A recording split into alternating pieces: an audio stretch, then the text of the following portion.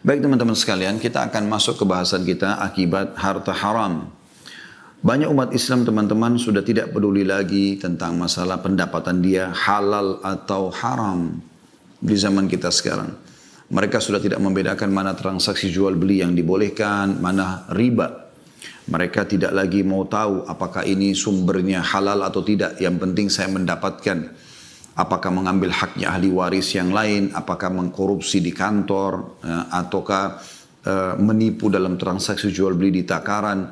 Bahkan teman-teman sekalian, banyak umat-umat sebelum kita yang Allah binasakan, hampir seluruh pelanggaran mereka yang dibinasakan itu ada pada kita sekarang.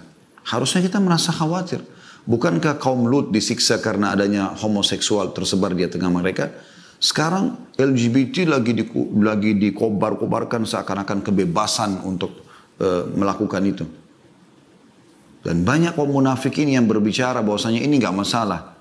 Buktinya negara-negara kafir mereka melakukan tapi mereka tidak dihukum juga. Ya seperti kaum Lut. Subhanallah. Pertanyaan sederhana kepada mereka-mereka ini. Apakah kita menunggu kita dihukum baru kita mau menyadarinya? Sebagaimana terjadi pada umat-umat sebelum kita? Bukankah juga kaum Nabi Saleh, Nabi Shu'aib, ya. Nabi Shu'aib tepatnya, mereka di negeri Madian curang dalam timbangan. Dan itu sudah banyak terjadi di waktu kita sekarang. Banyak sekali pelanggaran-pelanggaran Nabi-Nabi sebelum kita terjadi pada kita. Maka kitanya harus lebih hati-hati harusnya. Dan Nabi SAW sudah menggambarkan kepada kita sebenarnya. Dan sepertinya waktu itu ada di masa kita sekarang. Karena hampir mayoritas kaum muslimin, semoga Allah selamatkan, tidak menganggap bisa transaksi kecuali dengan riba, pada riba haram misalnya. Alasannya, saya nggak mungkin punya rumah kalau saya tidak KPR, walaupun harus riba. Saya nggak mungkin punya kendaraan kecuali saya harus cicil dengan cara riba. Saya tidak mungkin bisa membiayai keluarga kecuali dengan riba, walaupun utang dengan berbunga ya. Jadi seakan-akan mereka mengurung diri mereka di pendapatan itu dan tidak mungkin kecuali dengan cara itu. Berapa banyak orang sekarang sibuk dengan kartu kreditnya, beli ini, beli itu, padahal semuanya dengan utang dan dibayarkan oleh bank ribawi. Dan ini riba. Satu-satunya dosa yang Allah Subhanahu wa taala mengancam ya, dalam surah Al-Baqarah surah nomor 2 ayat 275 276 dengan diperangi oleh Allah dan Rasulnya. Nabi SAW sudah menyampaikan kepada kita dalam hadis Bukhari dan diriwayatkan dari Abu Hurairah radhiyallahu anhu di nomor 2000. Tentu ini hadisnya nomor 2083 ya. Kata Nabi SAW, la ya'tiyanna 'alan nasi zamanun la yubadil mar'u bima akhadal mal amin halalin amin haram. Akan datang nanti satu waktu di mana orang-orang sudah tidak peduli lagi dari mana mereka mendapatkan harta, apakah dari usaha yang halal atau dari usaha yang haram. Bagi mereka nggak penting itu. Tidak mereka fikir akan ada efek-efek daripada masalah pendapatan haram ini. Nanti akan kita bahas insya Allah lebih jauh tentang apa sih efeknya gitu.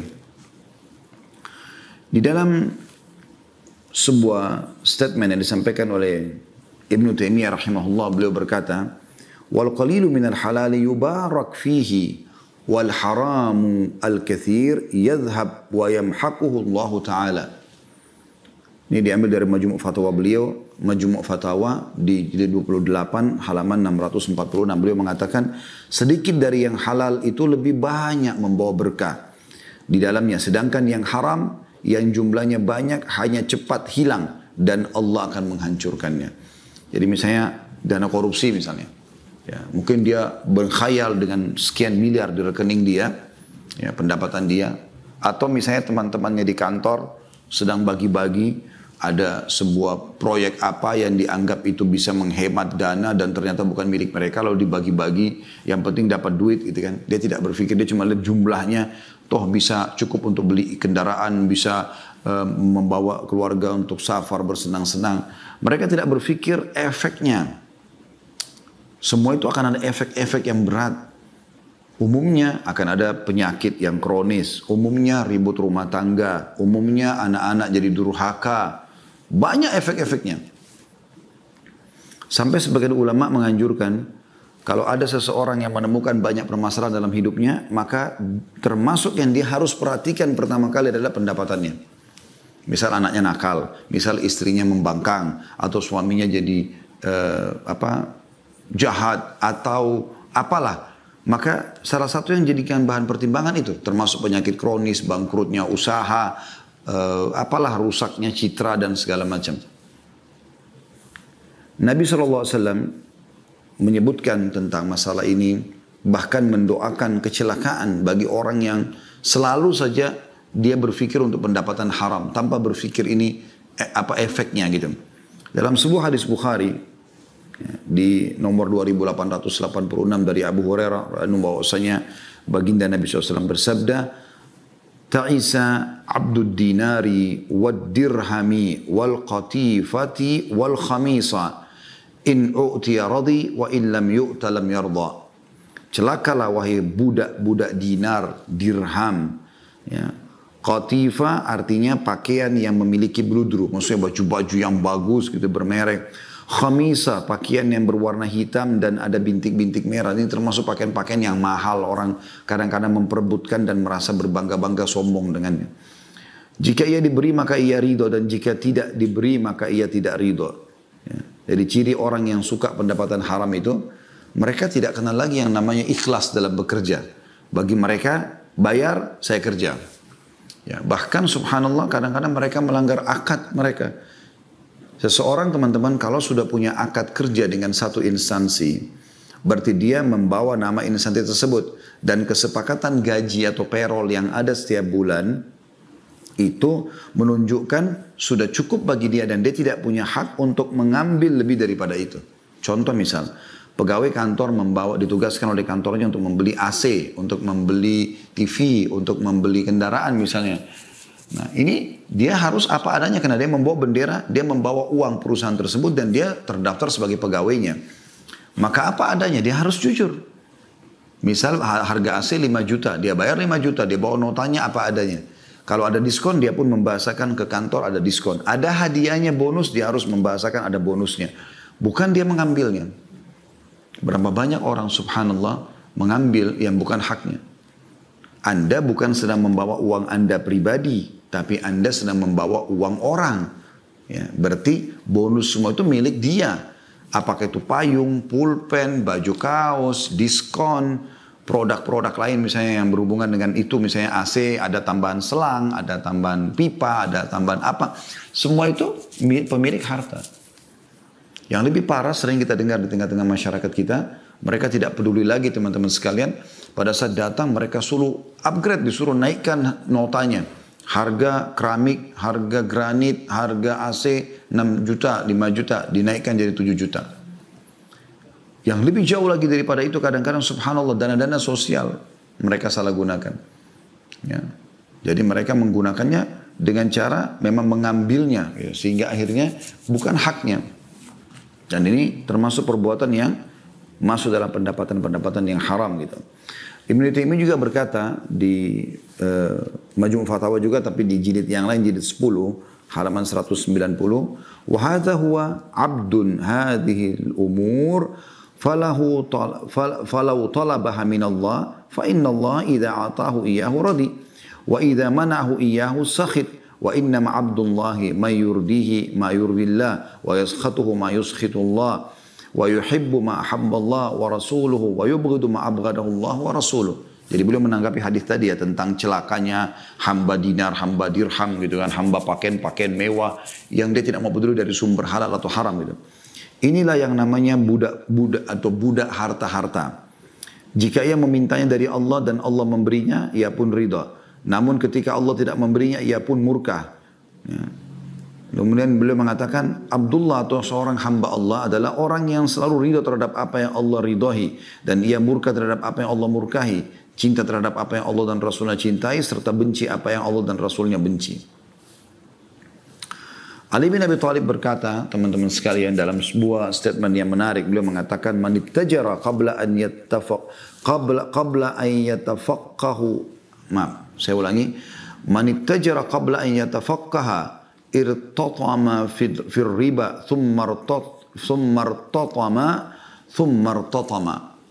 Barang siapa yang berdagang namun belum memahami ilmu agama, maka dia pasti akan terjerumus dalam riba. Kemudian dia akan terjerumus ke dalamnya dan terus menerus terjerumus.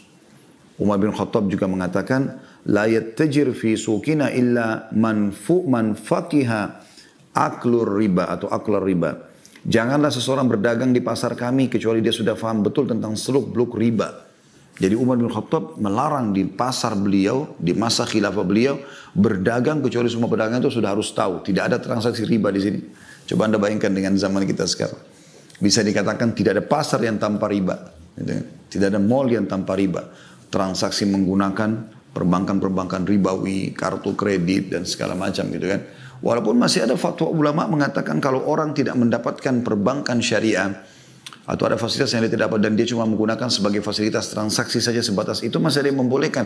Tapi kan ada akad antara Anda dengan perbankan tersebut. Padahal kalau kartu kredit kadang-kadang ya, yang unik ini orang kan kalau utang teman-teman sekalian itu syaratnya dalam Islam harus tidak mampu dan memang dia niat untuk membayarnya. Tapi kapan seseorang mampu sengaja utang, ini ada bahasan sendiri para ulama. Karena dia mampu untuk membayar, kenapa dia harus utang? Karena ada hadis Nabi SAW, matlul ghani zulm. Menunda-nunda pembayaran bagi orang yang mampu, kezaliman. Ya. Jadi nggak boleh. Makanya teman-teman, kita lihat di kartu kredit itu makin kaya dia, ya, maka makin besar limitnya. Makin dibukakan pintu utang. Ada orang subhanallah, maaf Bapak Ibu sekalian saya membahasakan ini. Tentu saya tidak sebutkan perbankan tertentu, saya cuma menyebutkan masalah tentang fungsi kartu kredit yang sekarang banyak terjadi. Subhanallah, sabunnya, odolnya, sikat giginya, handuknya, ya, listriknya, semua makanan, minuman yang dia konsumsi di rumah, pakaiannya, semua handphonenya, kendaraannya, semuanya ini riba. Kenapa? Karena semua dibayar pakai kartu kredit. Kenapa kok bisa riba Ustaz? Kan kartu kredit kita bisa bayar sebelum jatuh tempo. Iya. Tapi kan pada saat Anda telat bayar, seperti apa? Telat satu menit saja misalnya, hari ini terakhir sampai jam 12 malam. Anda lewat 1 menit, Anda kena denda. Dendanya itu riba kan? Atau memang kalau Anda memastikan memang Anda bisa memang menjaga supaya tidak kena sama sekali, itu mungkin masih ada celah yang kita bisa mengatakan. Tapi umumnya orang tidak seperti itu. Telat kena gitu kan. Dan kita harus membedakan teman-teman pada saat kita sedang transaksi, mana kebutuhan, mana keinginan. Ini harus kita fahami baik-baik. Selama itu kebutuhan, kita penuhi. Karena itu tidak bisa kalau kita tidak penuhi makanan, minuman yang harus kita konsumsi. Kalau tidak, hari itu kita kelaparan misalnya. Dan keinginan itu adalah selalu mengikuti angan-angan, tidak pernah selesai. Keinginan nggak pernah ada selesainya teman-teman. Diskon di semua swalayan pasar itu tidak akan habis sampai hari kiamat. Jadi Anda jangan kemakan dengan diskon hanya memaksakan diri, ya gitu. Kita sesuaikan dengan apa yang kita butuhkan sehingga memang berjalan ya dengan kehati-hatian karena semua akan ada hisabnya. Baik, untuk lebih jauh teman-teman kita memahami masalah ini, coba kita lihat dampak daripada harta haram itu. Apa sih akibatnya kalau kita punya pendapatan haram? Yang pertama teman-teman, itu akan terhitung maksiat dan durhaka kepada Allah Subhanahu wa taala. Serta itu akan mengikuti langkah-langkah syaitan. Saya minta teman-teman membuka aplikasi Al-Qur'an di handphone, ya, surah Al-Baqarah surah nomor 2 ayat 168. Sekali lagi Al-Baqarah surah nomor 2 ayat 168. Coba Anda renungi ayat ini. Allah Subhanahu wa taala berpesan dan ini sudah turun dari 1400 tahun yang lalu. Akan berlaku terus sampai hari kiamat, ya. Artinya sampai menjelang hari kiamat ya. Ayat Al-Quran akan terus berlaku hukumnya. Allah SWT berfirman, A'udzubillahi minasyaitonirrajim. Ya ayuhan nasu kulu mimma fil ardi halalan tayyiban wa la tattabi'u khutuwati syaitan innahu lakum aduwwum mubin. Hai sekalian manusia, makanlah yang halal lagi baik, berkualitas. Ini dua hal yang harus kita selalu hubungkan ya.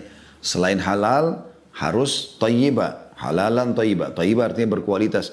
Ayam halal, tapi kalau sudah rusak atau bangkai, jadi tidak tayyib. Berubah jadi haram dia. Ya, seperti itu. Minuman misalnya halal, tapi setelah diproses ternyata menjadi memabukkan. Maka tidak tayyib lagi. Dan ini perlu. Allah mengatakan, hai manusia, makanlah, minum silakan. Yang ada di muka bumi ini, yang halal dan tayyib. Dan jangan pernah ikuti langkah-langkah syaitan. Karena dia adalah musuh nyata buat kalian. Ibnu Qayyim rahimahullah berkata, dalam buku beliau Bada'il Fawaid di jilid 3 halaman 381 sampai 385, beliau mengatakan ada beberapa langkah syaitan dalam menyesatkan manusia. Jika langkah pertama tidak bisa, maka akan beralih pada langkah selanjutnya dan seterusnya. Langkah pertama adalah dia mengajak pada kekafiran, ya, kesyirikan, dan memusuhi Allah dan Rasulnya. Ini puncaknya. Kalau ini bisa berhasil, maka dia sudah kufur kan. Nah, kalau tidak bisa, dia pindah langkah kedua, diajak pada amalan yang tidak ada tuntunannya. Dia sibuk dengan dia yang dianggap ibadah, tapi ternyata nggak ada dalilnya, nggak ada perintahnya, sehingga dia tidak ada pahalanya bagi dia. Langkah ketiga, diajak pada dosa besar atau al-kabair, durhaka sama orang tua, zina, riba, segala macam.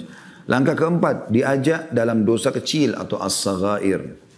Kemudian langkah kelima, disibukkan dengan perkara mubah. Kalau seandainya langkah keempat, dosa-dosa kecil pun dia lebih hati-hati, maka disibukkan dengan perkara mubah yang sifatnya boleh, tidak ada pahala dan tidak ada sanksi, tapi berlebihan. Misalnya tidur mubah, mandi mubah, makan mubah, tapi dibuat berlebihan sama syaitan. Ya. Kalau juga tidak berhasil di situ, maka langkah keenam kata beliau disibukkan dengan amalan yang kurang afdal, padahal ada amal yang lebih afdal. Gitu kan. Jadi ini yang beliau sampaikan. Tapi yang kita titik beratkan teman-teman sekalian adalah bagaimana dirumuskannya di langkah ketiga. Kalau tidak bisa kesyirikan, kekufuran, amalan-amalan yang tidak ada panduannya, maka kemudian dia masuk kepada dosa-dosa besar. Jadi ini kedurhakaan kepada Allah Subhanahu Wa Taala karena Allah melarang masalah mengkonsumsi yang haram. Juga pernah disebutkan dalilnya bahwasanya ada seseorang yang ditugaskan oleh Nabi SAW untuk mengumpulkan zakat. Jadi dia ambil zakatnya Nabi SAW. Dia jalan, kumpulin zakat, setelah itu dia pulang. Lalu dia datang ke hadapan Nabi SAW dan para sahabat. Lalu dia mengatakan, ini zakat kalian yang sudah saya kumpulkan. Ini punya saya, hadiah dikasih sama orang-orang gitu. Pada saat lagi ngumpulin zakat. Apa yang terjadi? Jadi seperti Anda lagi tugas kantor, tadi yang saya kasih contoh di awal-awal pertemuan. Kemudian Anda dapat bonus, dapat diskon. Apa kata Nabi SAW? Beliau naik di atas mimbar Sallallahu Alaihi Wasallam, kemudian beliau mengatakan setelah memuji Allah dan menyebutkan salawat untuk diri beliau Sallallahu Alaihi Wasallam, beliau mengatakan kenapa ada sebagian orang yang kami tugaskan untuk mengumpulkan zakat, kemudian artinya sebagai pegawai, kemudian kemudian dia datang kepada kami dan mengatakan ini zakat kalian dan ini adalah punya saya. Coba dia duduk di rumah orang tuanya, apakah yang bonus itu akan datang kepada dia? Kalau dia sedang tidak bertugas, maksudnya atau bukan dia yang bertugas? Tentu saya tidak. Artinya Nabi SAW menegur, tidak boleh, ini pelanggaran. Yang bukan hak anda jangan, itu durhaka kepada Allah dan Rasulnya. Yang kedua, efeknya adalah, dia bisa teman-teman sekalian, membuat orang jadi malas beribadah. Pendapatan haram itu membuat orang malas beribadah. Sebagaimana dinukil dari Al-Quran, surah Al-Mu'minun, ayat 51, yang berbunyi a'udzubillahi minasyaitonirrajim ya ayyuhar rusulu kulu minat thayyibati wa'malu salihan inni bima ta'maluna alim. Hai Rasul, hai para Rasul, makanlah dari makanan yang baik dan kerjakanlah amal yang saleh, sungguhnya aku maha mengetahui apa yang kamu kerjakan. Yang dimaksud dengan makan yang thayyib, yang baik di sini adalah makanan yang halal sebagaimana disebutkan oleh Sa'id bin Jubair dan Ad-Dahhak, dua ulama tabi'in. Diambil dari tafsir Ibnu Katsir, Tafsir Quran Al-Azim jilid 5 halaman 462. Ibnu Katsir berkata rahimahullah, Allah Ta'ala pada ayat ini memerintahkan para Rasul alaihi wassalatu wassalam untuk memakan makanan yang halal dan beramal soleh. Penyandingan dua perintah ini adalah isyarat bahwa makanan halal adalah yang menyemangati melakukan amal soleh. Yang berarti ya kalau orang makan yang haram akan malas beribadah. Dan ini luar biasa. Pernah teman-teman Nabi Muhammad SAW renungi kisah ini ya. Saking pedulinya beliau dengan tentang apa, jangan sampai makan yang haram ya. Syubhat aja beliau ragu. Satu waktu pernah beliau gelisah nggak bisa tidur. Kalau seingat saya di rumah Ummul Mukminin Maimunah radhiyallahu anha atau Ummu Salamah salah satunya ya dari Ummul Mukminin, intinya di rumah salah satu Ummul Mukminin, lalu beliau gelisah, lalu istri mulia ini mengatakan ya Rasulullah, Anda gelisah tidak seperti biasanya. Kata Nabi SAW, sebelum tidur tadi, ini kan di malam hari. sempat saya temukan di dekat ranjang kita ini ada kurma, sebutir kurma. Lalu saya memakannya. Dan saya tiba-tiba setelah menelannya teringat di rumah ini juga ada kurma sedekah. Sementara Nabi SAW tidak boleh makan sedekah. Beliau menerima hadiah tapi tidak makan sedekah gitu. Itu ciri Nabi SAW. Maka beliau tidak boleh makan, nanti dilarang oleh Allah SWT. Beda dengan kita, boleh umatnya menerima sedekah. Tapi Nabi SAW tidak. Ya.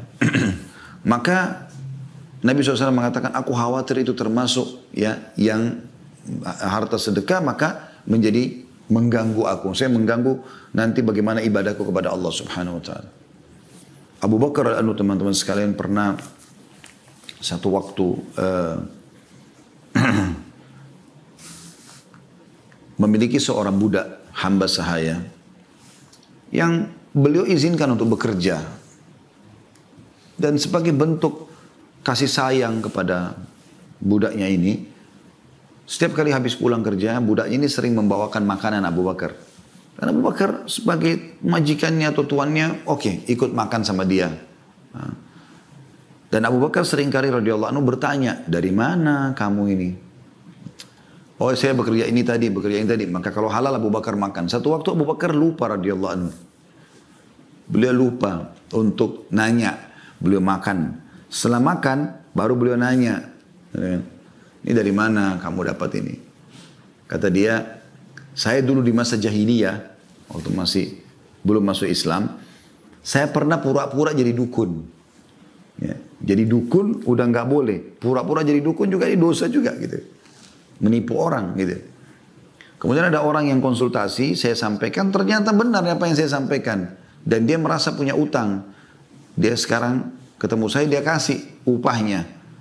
Maka Abu Bakar sudah paham kalau ini pendapatan haram. Beliau berdiri lalu beliau mengorek tenggorokannya sampai memuntahkan semua pendapatan itu. Atau makanan tersebut.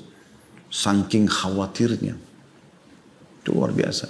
Bahkan teman-teman sekalian, menjauhi pendapatan haram ini, itu lebih penting di kalangan para salafus saleh dibandingkan mereka melakukan perbuatan yang halal. Ibnu Umar berkata, aku menjauhi 1 dirham yang haram, lebih aku sukai daripada aku sedekah dengan 600 dirham. Jadi aku selamat, kalau kita di Indonesia mungkin dari 100 rupiah, saya tidak katakan 1 rupiah karena sudah tidak ada nilai 1 rupiah kan, 100 rupiah misalnya, atau 1000 rupiah lah. Saya selamat dari 1000 rupiah haram, lebih saya cintai daripada saya sedekah 600 juta. Padahal 600 juta itu kalau sedekah kan pahalanya besar. Tapi mereka saking hati-hatinya, jangan sampai saya masuk makan 100.000 rupiah aja. Ya, seperti itu. Terlebih lagi teman-teman sekalian, perbuatan-perbuatan konsumsi haram ini memang perbuatan orang-orang non-muslim, bukan kita. Karena mereka tidak kenal masalah halal haram. Terutama bangsa Yahudi, mereka disebutkan oleh Allah Subhanahu Wa Taala dalam Al-Quran, ya, dalam surah Al-Ma'idah ayat 62 sampai 63 yang berbunyi, A'udzu billahi minasyaitonir rajim. Wa tara katsiran minhum yusari'una fil itsmi wal 'udwani wa aklihim as-suht. Labi'sa ma kanu ya'malun laula yanhahumur rabbaniyun wal ahbaru an qawlihimul itsma wa aklihim as-suht labi'sa ma kanu yasna'un. Dan kamu akan melihat kebanyakan dari mereka, maksudnya orang-orang Yahudi, bersegera membuat dosa, permusuhan, dan memakan yang haram. Itu bagi mereka biasa. Sesungguhnya amat buruk apa yang mereka telah kerjakan itu. Mereka adalah orang-orang, mengapa orang-orang alim mereka, maksudnya para pendeta-pendeta mereka, tidak melarang mereka mengucapkan perkataan bohong dan memakan yang haram. Sesungguhnya amat buruk apa yang mereka kerjakan itu. Anda bisa baca juga ikuti terjemahnya Al-Ma'idah 62 sampai 63. Ibnu Katsir rahimahullah berkata dalam tafsir beliau, tafsir Quran Al-Azim jilid 3 halaman 429, ya, beliau mengatakan bahwa Rabbaniyun adalah para ulama yang menjadi pelayan melayani rakyatnya, sedangkan ahbar adalah sebagai ulama. Artinya kenapa ulama-ulama mereka? Allah mengatakan laula yanhamur rabbaniyuna wal ahbar. Para ulama-ulama mereka kenapa tidak menegur mereka untuk melakukan perbuatan-perbuatan tersebut? Haram. Dan ini tradisi mereka. Perbedaan dasar antara kita dengan orang-orang non-muslim, teman-teman sekarang, kita punya sistem. Judul sistem itu adalah 5 huruf. Halal. Dan ini yang selalu kita fokus, serta 5 huruf yang lain kita jauhi, haram. Semuanya, dalam semua ini kehidupan kita. Udah, judulnya ini, halal, nikmati, haram, jauhi, selesai. Dan Allah subhanahu wa ta'ala memudahkan buat kita saudaraku seiman, yang halal itu jauh lebih banyak daripada yang haram. Lalu untuk apa mencari yang haram? Allah pada saat haramkan babi, Allah ganti dengan sapi, kambing, ayam, kelinci, semua hewan air.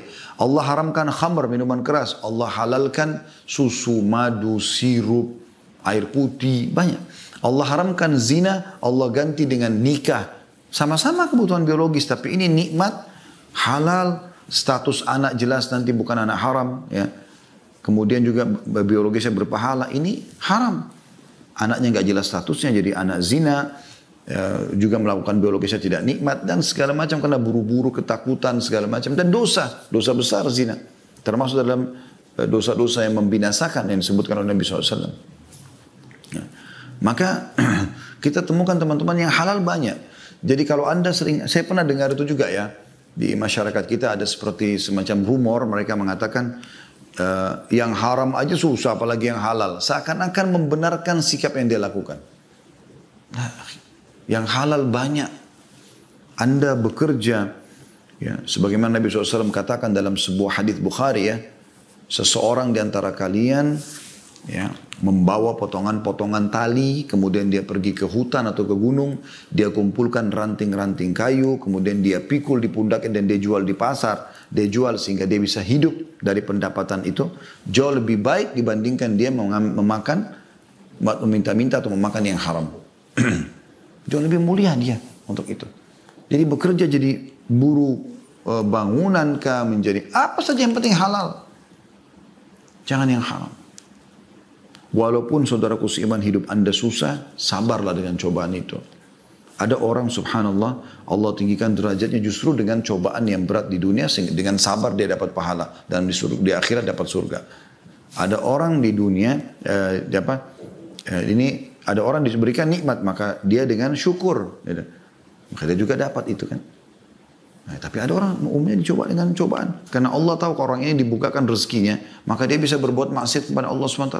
Ada sebuah riwayat disebutkan Nabi SAW bersabda, Allah berfirman kepada malaikatnya, luaskan rezekinya si fulan, karena kalau kau luaskan dia makin beribadah kepadaku. Sempitkan rezekinya si fulan, karena kalau kau bukakan dia akan bermaksiat kepadaku. Ada orang memang justru dengan dia miskin, dia jadi soleh dan soleha. Kalau dibukakan pintu rezeki jadi masalah seperti Qarun. Cerita Qarun yang masyhur dari kaum Nabi Musa. Dulu orang miskin. Dan taat. Setelah dia dibukakan pintu rezeki, dia minta kepada Nabi Musa AS berdoa agar Allah bukan rezeki. Ternyata menjadi sombong, malah kufur, malah menjadi pendukungnya Fir'aun. Allah tenggelamkan sekalian yang biasa kita bilang di Indonesia harta karun, harta karun. Karena memang dia sama hartanya semua ditenggelamkan. Dikatakan oleh Allah subhanahu wa ta'ala dalam ayat lain, tentang efek perbuatan Yahudi tadi, ya, Bani Israel tanah makan haram, dalam surah An-Nisa 160 sampai 161. A'udzu billahi minasyaitonir rajim. An-Nisa 160 sampai 161. Fa bidzulmin minal ladzina hadu harramna 'alaihim thayyibati uhillat lahum wa bisaddihim 'an sabilillahi katsira. Wa akhdhihimur riba wa qad nuhu anhu wa aklihim amwalan nasi bil batil wa atrana lil kafirin minhum adaban alima. Maka disebabkan kezaliman orang-orang Yahudi, kami haramkan atas mereka memakan makanan yang baik-baik yang dahulunya dihalalkan bagi mereka. Jadi karena mereka buat zalim, maka Allah akhirnya banyak makanan yang tadinya halal jadi Allah haramkan buat mereka. Dan karena mereka banyak menghalangi manusia dari jalan Allah, malah sengaja menyesatkan. Dan disebabkan mereka memakan riba, padahal sungguhnya mereka telah dilarang darinya. Dan karena mereka memakan harta benda orang dengan jalan yang batil, menipu, manipulasi data dan segala macam. Kami telah menyediakan untuk orang-orang kafir di antara mereka siksa yang pedih. Ibnu Katsir berkata rahimahullah, Allah melarang riba pada kaum Yahudi, namun mereka menerjangnya dan mereka memakan riba tersebut. Jadi orang sekarang tokoh-tokoh dunia, ya, menguasai bank-bank dunia kan orang Yahudi, mereka tahu sebenarnya riba tidak boleh. Itu sudah Al-Quran bocorkan buat kita, tapi mereka tetap lakukan, bahkan mereka menjadi pelopor-pelopor riba. Mereka pun melakukan pengelabuan untuk bisa menerjang riba. itulah yang dilakukan mereka memakan harta manusia dengan cara batil. Diambil dari tafsir Quran Al-Azim. Jadi 3 halaman 273. Padahal Ibnu Katsir ini meninggal ratusan tahun yang lalu ya. Bagaimana kalau beliau hidup di zaman sekarang dan beliau lihat, maka beliau akan memperkuat lagi apa yang beliau sampaikan tentang bagaimana mereka menghalalkan riba itu yang seharusnya seseorang menghindar darinya. Dari hadis Abu Hurairah juga radhiyallahu anhu beliau mengatakan la taqumus sa'ah, bahwasanya Nabi SAW bersabda la taqumus sa'atu hatta ta'khudha ummati bi akhdhil quruni qablaha shibran bi shibrin wa dhira'an bi dhira'in. Faqila ya Rasulullah kafaris war rum faqala wa manin nasi illa ulaik. Kiamat tidak akan terjadi hingga umatku mengikuti jalan-jalan generasi sebelum mereka, sejengkal demi sejengkal, sehasta demi sehasta. Lalu ada seorang sahabat bertanya, ya Rasulullah, apakah yang Anda maksudkan ini? Kami nanti akan ikuti orang-orang Persia, penyembah api, matahari, patung. Dan orang-orang Romawi, Yahudi dan Nasrani. Kata Nabi SAW, selain mereka, lantas siapa lagi? Hadis riwayat Bukhari nomor 7319. Kita temukan sekarang, hampir seluruh transaksi kita mengikuti mereka. Padahal sebenarnya walaupun haram, kita sudah tahu, ya sudah apa boleh buat, nggak bisa, saya nggak punya solusi. Padahal semua akan ada hisabnya di sisi Allah Subhanahu Wa Taala. Bahaya sekali. Dan juga Nabi SAW pastikan la tattabi'anna sunan alladhina min qablikum shibran bi shibrin wa dhira'an bi dhira'in hatta law dakhalu fi juhri dhabbin lattaba'tumuhum. Faqulna ya Rasulullah al-yahuda wan nasara qala faman. Kata Nabi SAW, sungguh kalian nanti orang-orang yang tidak mau berpegang pada agama ini, itu akan mengikuti orang-orang sebelum kalian sejengkal demi sejengkal, sehasta demi sehasta, sampai jika orang-orang yang kalian ikuti itu masuk ke lubang dhab yang sangat sempit ya, kayak tempat hewan menyelamatkan dirinya, maka kalian pun akan ikut di situ. Semuanya mencontohi orang-orang non-muslim, ya, walaupun haram. Maka para sahabat bertanya, Rasulullah, apakah Anda maksudkan Yahudi dan Nasrani? Kata Nabi SAW, siapa lagi? Hadis ini riwayat Muslim nomor 2669. Dan ini kita sayangkan sekali karena dianggap remeh oleh banyak kaum muslimin. Bahkan di negara-negara Islam. Seakan-akan kita tidak bisa hidup kecuali dengan riba. Ya. Kemudian teman-teman yang ketiga, atau ini masih masuk maaf di masalah Anda kalau memakan yang haram ya, boleh kita masukkan ketiga adalah akan masuk ke neraka kalau Anda tidak taubat. Dan ini juga berefek kepada bukan cuma Anda tapi istri, suami. Kalau suami ikut dengan pendapatan istri misalnya, anak-anak, ini semua bisa bahaya. Ancaman neraka semuanya kalau mengkonsumsi yang haram. Di mana disebutkan dalam hadis Tirmidzi nomor 614, pernah Nabi SAW bersabda kepada Ka'ab radhiyallahu anhu, ya Ka'ab bin Ujrah, innahu la yarbu lahma nabata min suhtin illa kanatin naru awla bihi. Wahai Ka'ab bin Ujrah, sungguhnya daging badan yang tumbuh berkembang dari sesuatu yang haram akan berhak dibakar dalam neraka. Ancaman dalam riwayat yang lain, seingat saya riwayat Bukhari, lahmu nabata min suhtin an-naru awla bihi. Daging yang tumbuh dari pendapatan haram maka neraka lebih pantas baginya. Ini harus diperhatikan teman-teman sekalian. Berarti kita kalau makan yang haram, korupsi, manipulasi dan segala macam, berarti kita mengancam diri kita sendiri dengan api neraka, naudzubillah, karena akan menjadi bagian dari tubuh kita. Kita berikan kepada istri dan anak, sama. Kita lebih banyak naudzubillah panen dosanya, dan anak-anak juga dan istri juga sama. Lebih jauh daripada itu teman-teman, yang keempat efeknya adalah doa nggak dikabulkan. Doa tertolak. Kalau orang punya pendapatan haram, perhatikan hadis ini. Dan ini efek yang keempat daripada pelanggaran-pelanggaran ya. Yaitu sabda Nabi SAW, Inna Allah tayyibun la yakbalu illa tayyiba. Allah itu bersih, suci, baik, tidak terima kecuali yang itu. Makanya Allah tidak pernah terima sedekah dari uang haram. Kayak misalnya Anda sengaja umroh dan haji dari pendapatan korupsi atau manipulasi, atau Anda berikan kepada orang tua dengan niat berbakti, atau Anda berikan kepada keluarga dengan niat sedekah pada mereka, nggak ada pahalanya. Ini malah menambah dosa buat Anda, karena Allah tidak akan terima. Wa inna Allah amara al-mu'minina bima amara bihil mursalin. Kata Nabi SAW, dan Allah memerintahkan orang-orang beriman sebagaimana Allah telah perintahkan para utusannya. Faqala, dalam firman-Nya, ya ayuhar rusulu kulu minat thayyibati wa'malu salihah. Wahai para utusan, ya, makanlah dari yang baik-baik dan berbuat amal soleh. Tadi sudah kita sebutkan, salah satu efeknya adalah orang kalau makan haram jadi malas beribadah. Kalau orang makan halal malah akan semangat beribadah. Wa qala ta'ala, dan Allah juga mengingatkan, ya ayyuhalladzina amanu kulu min thayyibati ma razaqnakum. Hai orang beriman, makanlah dari yang baik-baik yang telah kami jadikan rezeki buat kalian. Thumma dzakara ar-rajula yutilu as-safara ash'atha akbara yamuddu yadayhi ila as-sama'. Lalu beliau menyebutkan ada seseorang yang telah melakukan perjalanan jauh, rambutnya acak-acakan, ya, badannya penuh dengan debu. Lalu dia mengangkat tangan ke langit. Dia mengatakan, ya Rabbi, wahai Tuhanku, wahai Tuhanku. Dia berdoa, meminta sesuatu kepada Allah. Mungkin kesembuhan, mungkin keselamatan, mungkin rezeki, mungkin anak, mungkin pasangan hidup, mungkin pekerjaan atau apa saja. Tapi Nabi SAW mengatakan, wa mat'amuhu haram. Sementara makanannya haram. Wa malbasuhu haram. Pakaiannya haram. Wa gudhiya bil haram. Dia pun diberikan konsumsi dari yang haram. Fa anna yustajabulah. Bagaimana bisa Allah terima dari dia? Ya akan dapat apa-apa. Itu kan. Hadis ini riwayat Muslim nomor 1015. Berarti doanya ya ditolak. Ini efek yang besar sekali, bahaya. Ya.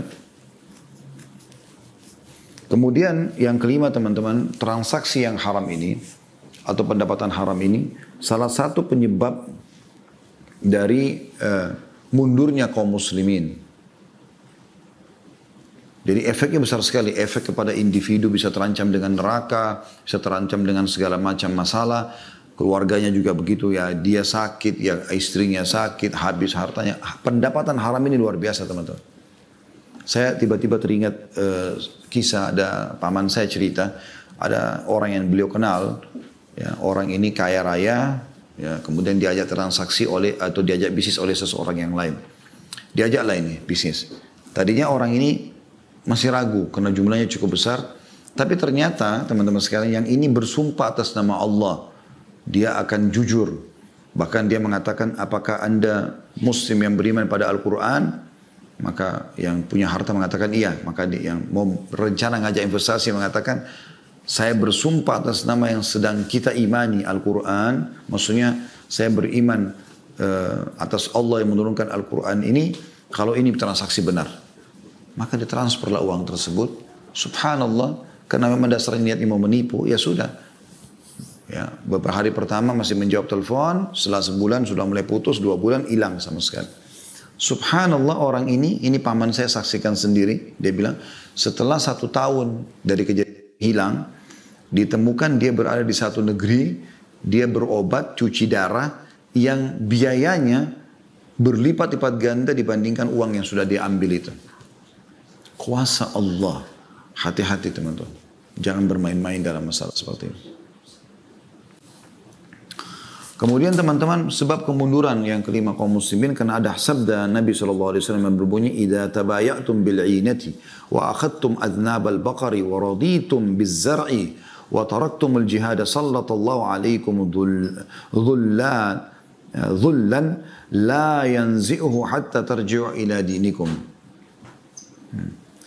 Jika kalian berjual beli dengan cara ina, salah satu transaksi riba ya, mengikuti ekor sapi, maksudnya sibuk dengan peternakan, ridho dengan cocok tanam, sibuk dengan pertanian, meninggalkan jihad, ya, yang merupakan fardu ain atau pada saat dia berlaku fardu ain. Artinya harus membela ya, karena memang pada saat itu dibutuhkan perjuangan, maka Allah akan mengusahakan kehinaan atau menanamkan kehinaan atas kalian. Allah tidak akan mencabutnya hingga kalian kembali kepada agama kalian. Riwayat Abu Daud nomor 3462. Dan ini luar biasa teman-teman sekalian. Bagaimana kalau kita malah transaksi dengan yang haram, itu membuat Allah akan tanamkan kehinaan sampai kita kembali meninggalkan itu. Dan ini luar biasa gitu. Ya. Bahkan teman-teman sekalian, hadis yang luar biasa, bukan cuma sekedar kemunduran, tapi akan mendatangkan musibah Sebagaimana sabda Nabi SAW, bencana terjadi ya, yang merata. Kata Nabi SAW, "Idza dhahara zina wal riba fi qaryatin faqad ahallu bi anfusim adzab Allah." Naudzubillah. Kalau seandainya kata Nabi SAW telah marak perzinahan dan praktek riba di suatu negeri, maka sungguh penduduk negeri tersebut telah menghalalkan diri mereka untuk diadab oleh Allah. Hadis riwayat oleh Al-Hakim. Allahul Musta'an. Ya, banjir, longsor, gempa, tsunami, apalah. Nabi SAW kasih kita kata kuncinya.